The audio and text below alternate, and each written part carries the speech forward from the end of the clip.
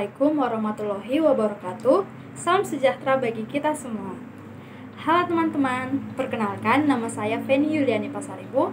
Bersama dengan teman-teman saya ada Daniela Mariti Situmorang, Irji Armando Panjaitan, dan Nanda Claudia Pardede.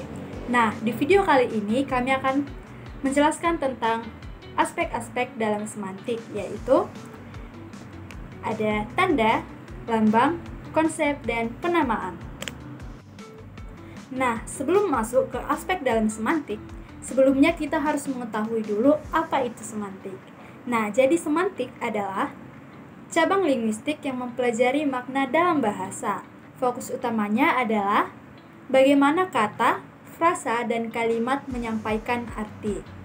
Makna dalam semantik tidak hanya leksikal, tapi juga konstekstual. Nah, adapun aspek penting dalam kajian semantik yaitu ada tanda, lambang, konsep, dan penamaan. Di materi selanjutnya, kita akan mempelajari lebih lanjut apa itu tanda, lambang, konsep, dan penamaan. Untuk itu, pastikan teman-teman menyimak dengan baik ya, karena materi ini sangat penting agar kita mengetahui aspek-aspek dalam semantik. Nah, selanjutnya kita akan membahas bagian dari semantik lainnya, yaitu tanda. Tanda adalah fondasi utama dalam proses komunikasi dan pemaknaan bahasa. Lalu, apa sebenarnya yang dimaksud dengan tanda? Tanda adalah segala sesuatu yang digunakan untuk mewakili yang lainnya. Artinya, ketika kita melihat sebuah kata, gambar, ataupun simbol, ataupun mendengar bunyi tertentu, kita secara otomatis menghubungkannya dengan suatu makna tertentu. Nah, sebagai contohnya, ketika kamu melihat atau mendengarkan kata api, kamu tidak hanya memahami bunyinya saja, tapi juga langsung membayangkan api itu seperti apa. Contohnya itu api itu panas, merah menyala, ataupun bahkan berbahaya. Nah, inilah fungsi tanda itu menghubungkan bentuk dan maknanya. Teori yang mengenai tanda yang paling terkenal itu adalah yang dikemukakan oleh Ferdinand de Saussure. Nah, Ferdinand de Saussure adalah seorang ahli bahasa asal Swiss. Nah, menurutnya tanda bahasa itu terdiri dari dua unsur utama, yaitu yang pertama itu penanda atau signifier, yaitu adalah bentuk bunyi atau tulisan, yaitu apa yang secara fisik kita dengar atau kita lihat.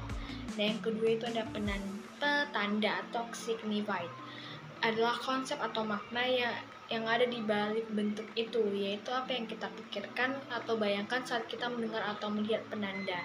Dengan kata lain, tanda tidak hanya soal bentuknya, tetapi juga tentang makna yang diwakilinya. Nah, sebagai contoh sederhana yang saya jelaskan yaitu kata air. Nah, kata air itu adalah penanda karena berupa susunan huruf atau suara yang bisa kita baca ataupun kita dengar. Nah, sementara petandanya adalah makna dari air itu, yaitu cairan bening yang bisa kita minum. Tanpa petanda, penandanya itu suara kosong, dan tanpa penanda kita tidak bisa mengkomunikasikan petanda kepada orang lain. Jadi, penanda dan petanda itu selalu hadir bersama-sama untuk menciptakan makna dalam bahasa. Nah, memahami konsep tanda sangat penting karena seluruh komunikasi itu manusia dibangun di atas penggunaan tanda.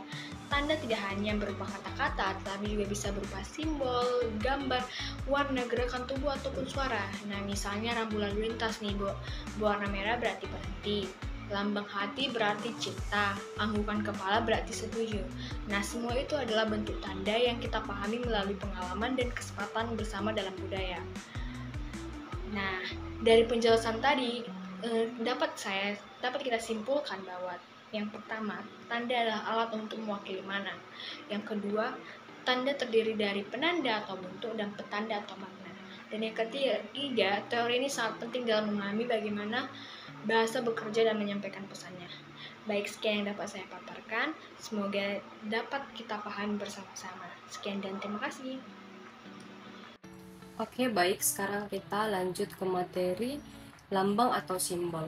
Dalam bahasa, kita mengenal istilah lambang linguistik, yaitu simbol atau tanda yang digunakan untuk mewakili suatu makna. Yang perlu kita pahami, lambang linguistik itu bersifat arbitrer, artinya tidak ada hubungan alami atau langsung antara bentuk suatu kata dan makna yang dikandungnya. Misalnya kata kucing. Dalam bahasa Indonesia tidak memiliki hubungan alami dengan hewan berbulu berkaki 4 yang sering kita pelihara. Kata itu hanya sebuah rangkaian bunyi yang disepakati oleh penutur bahasa Indonesia untuk mewakili hewan tersebut.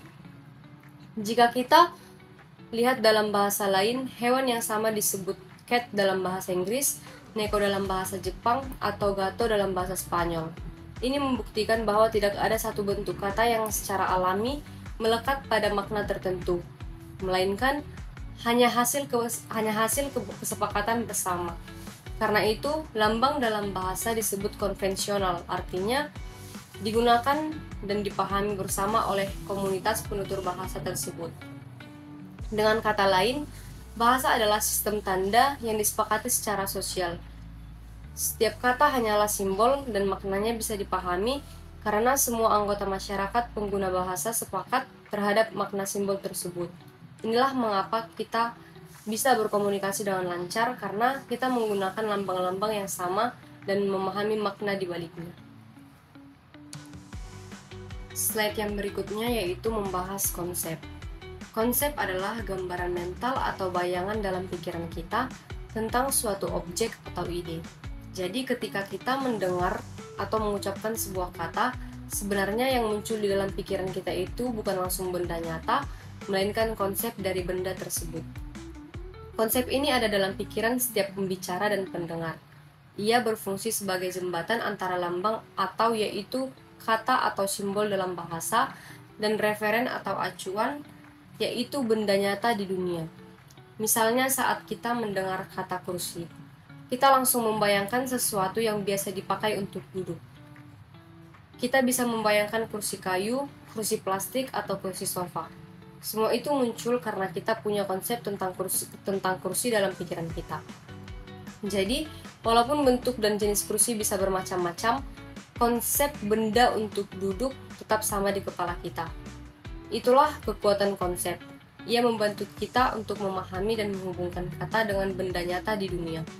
Tanpa konsep, kita tidak bisa menangkap makna kata secara utuh. Maka, dalam proses berbahasa, konsep memegang peran penting sebagai penghubung antara kata dan kenyataan yang dimaksud. Nah, di sini saya akan langsung menjelaskan mengenai penamaan pada aspek-aspek semantik. Penamaan adalah proses memberi nama atau label pada objek, peristiwa, atau gagasan. Menurut Ogden dan Richard pada tahun 1923, penamaan ini berkaitan dengan hubungan antara simbol, pikiran, dan referensi. Nah, penamaan ini juga bisa bersifat denotatif atau makna tempat, konotatif atau makna tambahan, atau emosional. Nah, adapun kesimpulan dari aspek-aspek semantik yaitu pemahaman tentang tanda, lambang, konsep, dan penamaan penting dalam analisis makna bahasa.